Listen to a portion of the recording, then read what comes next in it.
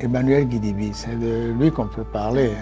On ne parlera jamais totalement de lui parce que c'est un homme très dense. Il est tellement dense, c'est un baobab, il incarne tellement de valeurs que je me dis, est-ce que je pourrais révéler tout ce qu'il incarne? Si je devais me contenter de juste de quelques mots, je dirais c'est un innovateur permanent. C'est-à-dire il faut absolument qu'il fasse les choses de manière décalée pour attirer l'attention et montrer qu'on peut toujours faire mieux. Il en savait plus que nous tous les membres de notre club, mais il ne le faisait jamais remarquer. Il était toujours dans son coin. Et je vois avec son sourire, l'éternel sourire qui marquait bien ce monsieur, ce brave monsieur. Et je dirais même, ce grand monsieur. Mon frère, mon ami Emmanuel, est quelqu'un qui était simple, qui ne voyait pas, mon je suis ça. Non, Emmanuel, pour rester dans, il ne m'a pas parlé. Emmanuel cherche toujours de ne pas rater l'occasion de se taire. Il parle seulement quand il veut, mais quand il parle, ça pèse. La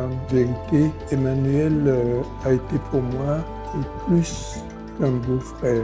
Il s'est comporté comme un frère et j'ai admiré cette simplicité. Parce qu'avec lui, je retrouvais un peu mes origines que je ne connaissais pas si bien que ça. Et donc c'est ça qui a fait la connexion entre lui et moi. De toute ma vie, mes frères et moi le savaient, si tu veux prendre de l'argent, papa, que ce soit pour un livre ou quelque chose qui a rapport, en tout cas au savoir, il te dit juste c'est quel prix. Tu peux aller à la Sonaec, prendre 100 000 francs de livres, papa s'en fout. Tant que c'est pour des livres, c'est sans condition. Et chaque fois que mon père revenait de voyage, tous ses bagages étaient faits de livres, ses habits s'étaient intrôlés. Tous ses bagages étaient faits de livres et il avait au moins chaque fois 2 bagages supplémentaires. Quand on dit bagages supplémentaires, c'était 23 kilos. Parfois, il avait même des bagages de 30 kilos. 2 supplémentaires, rien que remplis de livres. Il a des livres au WC, à la douche, sur son lit, sur son bureau, dans la voiture, au salon. Tous ceux qui ont connu papa savent que tu ne le vois jamais sans un livre, sinon plusieurs. C'est un travailleur, c'est un combattant, c'est un soldat, vraiment, comme le dit, de l'entrepreneuriat. Et rendons grâce à l'Éternel pour sa vie.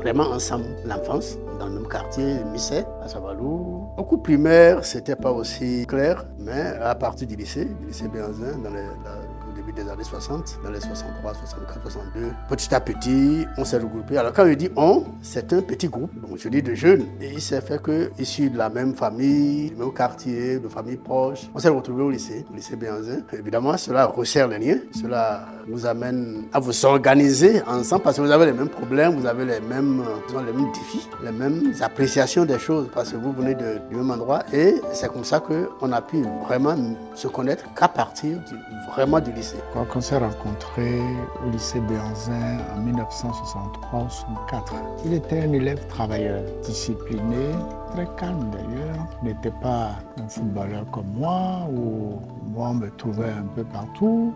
Lui on le trouvait souvent dans les livres. Après le bac, nos chemins se sont séparés. Il est parti au Canada. Moi, je suis resté au Bénin. Nous avons créé dans les années 66-67, une fois qu'on s'est retrouvés au lycée, quand on va retourner en vacances, on fait quoi? Bon, donc les premières années, on s'est retrouvés en vacances à Savalou. Bon, on a vu ce qui se faisait. Les lycéens, bon, ne faisaient pas grand-chose. On se promène, on va de famille en famille, que certains vont travailler dans les champs, et tout. Mais on a pensé qu'il fallait faire quelque chose. On a créé un mouvement qu'on appelait les Méritures, MJ. C'est devenu un slogan. J'ai cité quelques-uns qui sont de ce mouvement, Bipé Simplice, Capucci Bernard. Donc MJ, plus comme mouvement, c'est un slogan de rassemblement. Donc l'idée était de faire de nos vacances autre chose que des promenades, du temps de repos. Quelle initiative! Et là, je dois dire que Emmanuel était excellent dans la manière de trouver quelque chose à faire qui change les vacances pour nous, mais aussi pour l'environnement. Donc aller faire des travaux qu'on appelait à l'époque d'investissement humain, petits mais significatifs. Par exemple, aller nettoyer des environnements de l'hôpital. Je me rappelle quand on était enfant, la plupart des intellectuels ont peur d'envoyer leurs enfants au village. Moi, je passais toutes mes vacances au village. Alors que ma grand-mère a vécu tout le temps avec nous jusqu'à son décès en 2011. Donc, on n'avait rien qui nous obligeait à aller au village, mais toutes les vacances, on les passait au village de Savalou. Et pas juste à nous balader. on faisait chaque fois des travaux d'utilité publique. Par exemple, une fois on est parti, les caniveaux de la ville à Zongo étaient sales, on a acheté des pelles, on a acheté des balais. Nous qui étions enfants du DG de la loterie, on va au village et c'est nous qui allons curer les caniveaux de la ville avec les matières fécales des gens et consorts. Il disait, donnez l'exemple aux gens que humblement on peut régler le problème sans avoir besoin d'État. Et non seulement il nous le disait, mais il ne nous forçait pas. C'est devenu passionnant pour nous, enfants, d'aller faire des choses comme ça. Et je crois qu'il nous a appris, comme il le dit, que l'exemple n'est pas une manière d'enseigner, c'est la seule. Et je crois qu'on a été ainsi éduqués, on l'a vu faire, on l'a vu humble. Des fois, au lycée, on fournissait le papier hygiénique. Donc, on a ramené en vacances et on allait donner le peu de papier hygiénique qu'on a pu rassembler à l'hôpital qui n'y en avait pas assez encore. Et petit à petit, on a commencé à faire de vrais programmes, jusqu'à faire un programme un peu de dupliquer le lycée pendant les vacances. C'est-à-dire organiser des cours de vacances gratuits, évidemment. On ne pensait même pas que ça pouvait être payant. D'abord, on s'organisait pour désigner un proviseur, un censeur, quelque chose pour organiser des cours pour les classes qu'on considérait comme critiques. C'était nous-mêmes, c'était nous les professeurs. Et puis petit à petit, c'est devenu une affaire quasiment institutionnalisée, qui est devenue institutionnelle même, parce que les cours de vacances, c'était devenu une obligation maintenant. Les autres amis, camarades qui venaient des autres établissements autres que le lycée Béhanzin s'associaient également à nous. Et puis c'est vraiment devenu un programme de vacances. L'idée est venue, Emmanuel évidemment. Et petit à petit, on a commencé à faire des distributions de prix pour distinguer à la fin des distributions de prix une petite fête entre les élèves, nous-mêmes, mais aussi avec les parents. Et puis par hasard, on s'est retrouvés, en tout cas lui et moi, au Canada. Moi j'étais à l'école polytechnique de Montréal, lui il venait après à Amiens en France, prolonger, je peux dire, ses études au Canada, à HEC Montréal. Et là, on a vraiment vécu, dans le même appartement, mieux.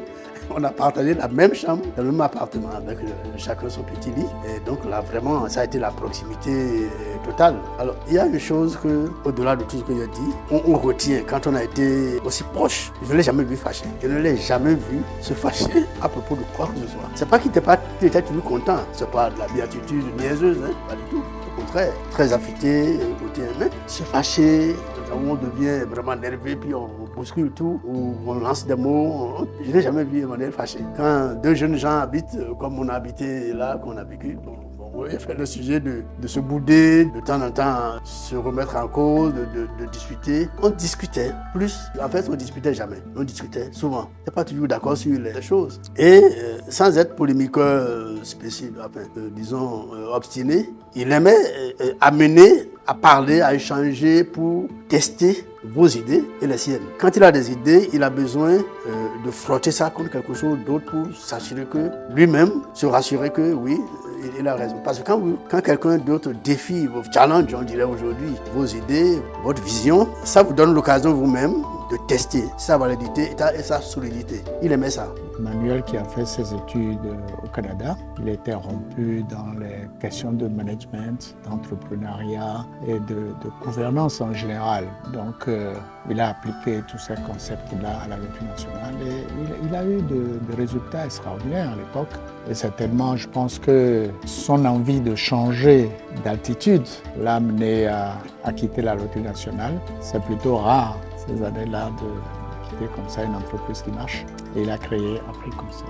Donc, de l'entreprise publique à Afrique Conseil, il a tenu à partager dans un cadre beaucoup plus large les éléments qu'il a appliqués à la loterie nationale. Ça fait partie de son rôle d'enseignant. Hein. Il aime beaucoup ça, enseigner, donner des cours, faire partager un certain nombre de principes, de valeurs. J'avoue que Pépé Emmanuel, comme on l'appelle, est d'abord un précepteur, je dirais, manager, entrepreneur. Moi, je l'ai connu bien avant de le rencontrer au Rotary, parce qu'il dispensait des formations, des séminaires et tout ça.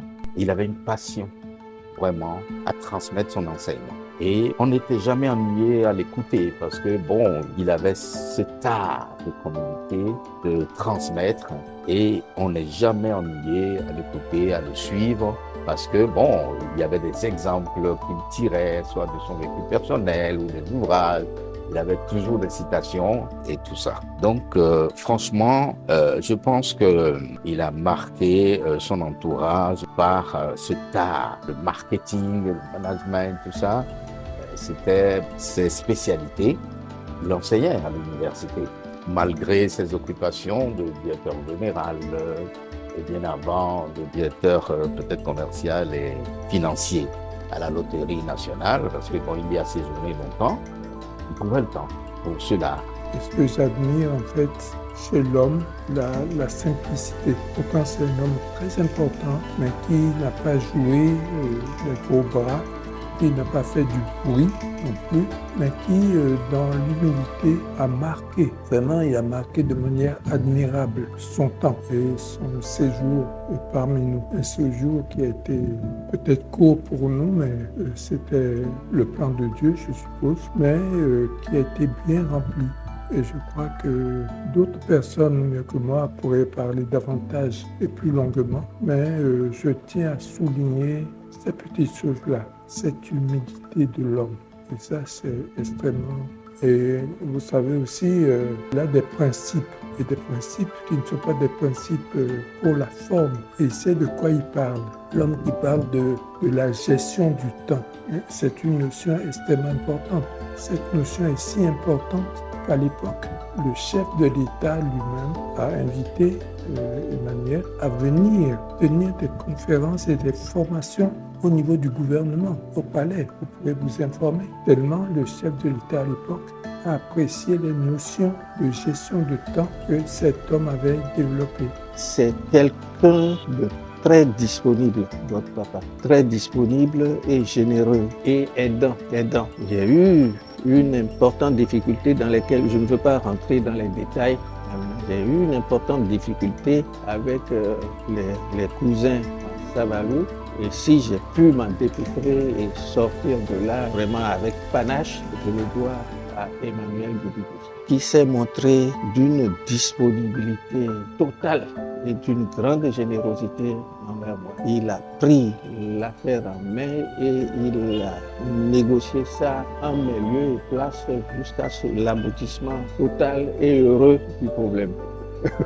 Voilà. Donc, vraiment, même les parents, quelqu'un qui est parent, on ne rencontre pas toujours autant de disponibilité. Même moi-même qui suis en train de vous parler, je ne sais pas si un cousin était venu me voir comme ça, avec ce problème, et que j'avais les atouts que lui, il avait, je ne sais pas si je me serais libéré autant que lui s'est libéré pour moi. Même moi, je ne suis pas sûr d'être capable de la disponibilité dont lui, il a été capable pour moi. J'ai trouvé ça vraiment extraordinaire, une très très grande générosité. Je dirais que papa Emmanuel Guidibi, c'est un grand ami du quotidien L'Économiste. Et si l'Économiste est devenu ce qu'il est aujourd'hui, présent dans près de 5 pays ouest-africains, c'est grâce à son conseil. Comme je l'ai dit, il fait partie des tout premiers leaders, des tout premières personnalités de ce pays, vraiment à nous encourager quand nous avions eu l'idée de créer l'économie et que nous avions démarré.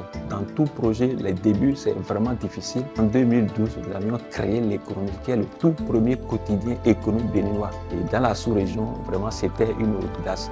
C'était vraiment une vision que nous avions eue. Et c'était depuis toutes les personnalités que nous avons vues en son temps pour nous appuyer, pour nous aider. Bon, les gens ont dit, mais bon, monsieur Dessous, cette idée-là, le Bénin a quelle économie? Le Bénin peut fonctionner comment? Laisse cette idée-là vaille. Mais dès que j'ai eu la chance de rencontrer cette personnalité dense et immense, il m'a dit que c'est une idée géniale. Je dirais qu'il a mieux compris l'économie de cette création de l'économie que moi-même. Dès que vous aviez un programme de travail avec lui, c'est quelqu'un qui est organisé, c'est quelqu'un qui sait d'où il est, où il va et comment il est. Les formations dont l'équipe de l'économie a bénéficié, avant les formations, nous avons des séances d'échange. Et dès que la mise en pratique commence comme ça, lui-même il suit les choses de près, faisait ci et il accompagne. Les formations dont nous avons bénéficié, c'est une chance. Lui-même il était là, le DG même était là. Et il suit, il vous conseille, il vous parle, il vous raconte des histoires, développement de la persévérance, d'encouragement. Et ça qui vous donne vraiment envie de continuer. Quand vous avez envie de tout laisser et que vous le rencontrez,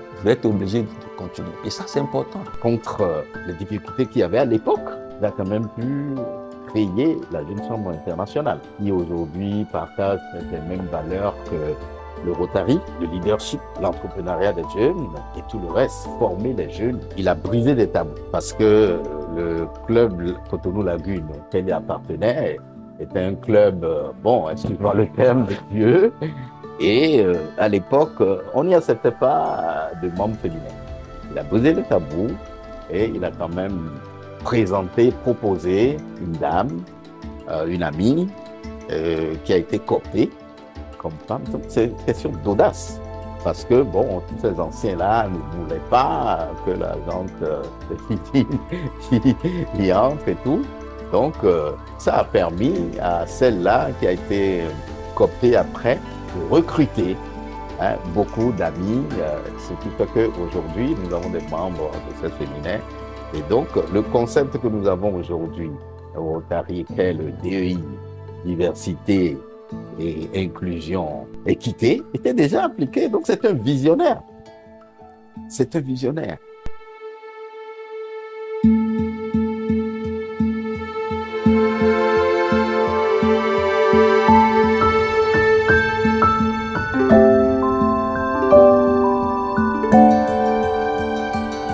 C'est le patrimoine d'Emmanuel. Prends ça pour les choses d'Emmanuel, c'est là. Regarde les gars. Qui sont des œuvres d'Emmanuel en Afrique. C'était mon compagnon, de mes compagnons vraiment. Il faut le faire les photos parce qu'il représente son papa là.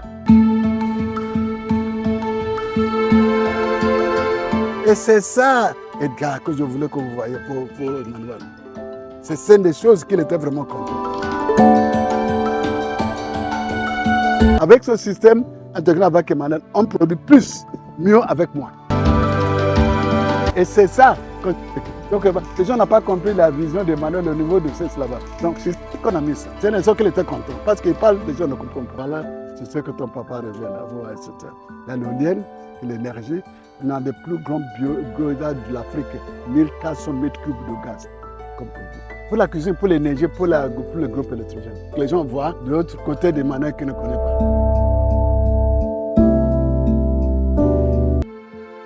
Regardez Artemisia, contre le palu, on fait ça ici, au niveau de T, c'est radical. C'était le rêve d'Emmanuel. Tout ça entreprise qui marche vraiment, qui se soutient. Pour les jeunes qui travaillent, qui viennent. C'est ça, sa passion. Je pense que même nous qui tous ces enfants ne réalisent pas. Il faut qu'on se... Son meilleur héritage, c'est son gars. C'est son, honnêtement.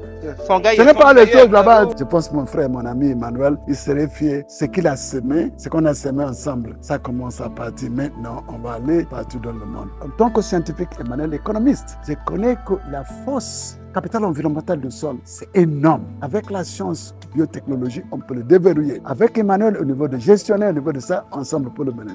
On a mené nos choses ensemble. Je viens du côté scientifique. Emmanuel vient au niveau de l'économie, du business management, ensemble pour le faire. Parce qu'il y a deux manières pour le gérer. Et c'est ça qu'on a fait aujourd'hui, pour créer un nouveau monde. Non seulement, nous les deux, on ne suffit pas. Il faut encore le personnes. Donc, Sangay, c'est vraiment un club de gens qui croient, qui apportent sur la table des compétences différentes. Quand il était en France, au moment qu'il faisait va-et-vient, Paris, Cotonou, Paris et tout ça, très attentionné, qui s'occupait de son époux, tout ça. Et quand j'avais l'occasion de voyager, j'allais lui rendre visite, j'avais du plaisir à aller lui rendre visite. Il avait toujours un bouquin, ce qui témoigne que bon, la fatigue n'était pas un motif de démotivation chez lui. C'était toujours Et puis, bon, quand maman est là, c'était un plaisir de partager un repas. Quand on a de la chance, quand il y a les produits qu'il faut, on avait le plat local, le hagou, qu'on partageait, pour que, bon, ton père ne soit pas vraiment en manque de ce plat local tant apprécié. Alors ça, c'est vraiment des liens très forts. Je pense qu'il est parti un peu tôt et je me rappelle sa bataille contre la maladie. C'est ça aussi qui fait l'homme, jamais désespéré. Et il a combattu jusqu'à la fin de sa vie. Donc je garde de lui un excellent souvenir. On ne peut pas oublier Emmanuel pour tout ce qu'il a été, tout son parcours jusqu'à la fin de sa vie. Et je suis heureux de constater que vous prenez le relais, puisque cet entretien, c'est dans la droite ligne de ce que vous récoltez pour vous améliorer aussi et partager les grandes valeurs qu'il a défendues avec ses petits-enfants, vos enfants. Je l'ai rappelé auprès de lui, mais il vit encore parce qu'il a fait beaucoup de fruits. Il a formé beaucoup de leaders aujourd'hui que le monde apprécie. Et c'est ça qui est l'essentiel. Il a vécu très peu près de nous. C'est la volonté de Dieu, que la volonté de Dieu soit faite. Peut-être que Dieu avait besoin de lui là-bas aussi. Il ne nous l'a pas laissé, qu'il soit heureux là-bas où il est. Et je crois que mon souhait, c'est que ces enfants gardent ces points positifs de leur père et s'ils ne peuvent pas tout à fait lui ressembler, aller un peu dans cette voie-là. Et ce sera un honneur et un hommage aussi pour leur père. Emmanuel Kidibi, qui est passé comme un éclair chez nous. Il est parti, ça fait maintenant 5 ans. On essaie de se rappeler surtout ses valeurs parce qu'il s'est battu beaucoup pour des valeurs qu'il croyait essentielles et que le temps prouve qu'il a eu raison de croire essentielles. Il est parti trop tôt. J'aurais aimé profiter encore un peu plus de lui, qu'il me raconte un peu plus l'histoire de la famille, parce que c'est avec lui que j'avais des informations. Et je garde précieusement ce qu'il m'a écrit parce que je lui ai demandé, quand il me disait, je disais, bon, j'essaye de retenir, mais je ne suis pas sûr de tout retenir. Est-ce que tu peux m'écrire ça? Il m'a écrit ça. Et je l'ai, je le garde. Si vous voulez que je vous transmette quelque chose, c'est cette disponibilité-là. Quand on vient vous demander service et qu'on a envie de dire « Oh, celui-là, il m'enquiquine », il faut vous souvenir de M. Kidibi. Et je pense que le Bénin aurait pu tirer bien plus encore d'Emmanuel. Il a fait beaucoup de choses, il a formé plein de gens. J'ai eu le sentiment de gâchis. Mais la question aujourd'hui, pour vraiment pleurer Emmanuel après 5 ans, ce n'est pas seulement ce qu'Emmanuel a laissé hier, ce qu'Emmanuel voulait faire. Il n'a pas fait ça pour que ça meure après ça meure. On le doit pour continuer ça. J'avais appel à sa famille, petite famille, à ses amis, à nous tous. Si on aime vraiment Emmanuel, ce n'est pas regarder derrière, ce n'est pas le cours, mais c'est que les trajectoires. Parce qu'Emmanuel, c'est quelqu'un qui est évolutif, qui cherche. Emmanuel n'est pas content qu'on va le fêter ce qu'il a fait hier là, mais c'est que l'énergie qu'il a mis dans le monde pour continuer à le faire. C'est ça pour vraiment honorer Emmanuel. C'est pour capter l'essence qu'il voulait faire et continuer ça. Emmanuel ne voulait pas que ça arrête. Il n'est pas tout le travail qu'il a fait pas arrêter après sa mort. Mais c'est qu'il lui fait plaisir qu'on a capté l'essence de ça. On va même faire ça mieux qu'il pensait. À travers ses enfants, sa famille, sa femme et tout le monde, et nous tous, on le doit ça. Il m'a inspiré, je l'ai inspiré, ensemble, on se respecte beaucoup, de devenir mon frère, de commencer comme un ami, de devenir mon frère. Et c'est vraiment spécial pour moi, pour voir ce qu'Emmanuel a fait là-bas. Mais je suis sûr d'une chose, c'est que là-haut, là où il est, nous célébrons l'anniversaire de son décès, là où il est actuellement, je suis sûr qu'il veille sur notre pays. Je suis sûr qu'il guide notre pays. Et s'il y a une renaissance dans ce pays, il en est pour quelque chose. Tous ensemble, prions pour le retour de son âme. Je voudrais que tous ensemble, nous veillons sur toutes ses réalisations, tout ce qu'il a fait. Parce que j'ai comme l'impression qu'on a jeté à l'oubli, on a abandonné l'héritage qu'il nous a laissé. J'espère qu'avec ses enfants, son épouse, nous allons ressusciter tout cela. Nous allons essayer de l'inculquer aux générations futures. Parce qu'un formateur comme Emmanuel Kidibi, je ne sais pas si on en aura encore un autre, de la même trempe. Emmanuel Kidibi, je ne sais pas. Et ce que je sais, c'est qu'il a beaucoup apporté à notre pays. Ce que je sais, son héritage est très grand, puissant. Je voudrais rendre hommage à son épouse qui est une dame de cœur. Toujours, on se voit, on se parle, elle me conseille, elle m'aide et elle est toujours présente, mais toujours dans la discrétion, dans la gentillesse. Paix à l'âme d'Emmanuel Kidibi. Je souhaite que Edgar réveille ce flambeau, qu'il le tienne toujours allumé, le flambeau Emmanuel Kidibi.